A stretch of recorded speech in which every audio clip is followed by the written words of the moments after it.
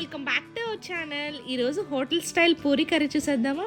First cooker పెట్టేసుకోండి. దాంట్లో 1 by 1 పచ్చిమిర్చి, ఆనియన్స్, క్యారెట్, బఠానీ, కొత్తిమీర, అలాగే బంగాళదుంప వేసేసాక కొంచెం శనగపిండి తీసుకోండి, ఒక 2 టేబుల్ స్పూన్. దాంట్లో వాటర్ వేసుకొని సాల్ట్ కూడా వేసుకొని ఒక్కసారి దాన్ని కలిపేసుకొని కుక్కర్లో వేసుకొని 2 గ్లాసెస్ వాటర్ వేసి కొంచెం పసుపు వేసి 3 విజిల్స్ పెట్టేస్తే మన కర్రీ రెడీ అయిపోతుందండి.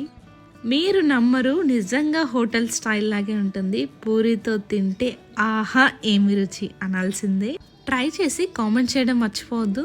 తాలింపు కోసం పల్లీలు, జీలకర్ర, ఆవాలు, ఎండుమిర్చి, అలాగే కరివేపాకు వేసుకొని తాలింపు వేసుకొని తినండి.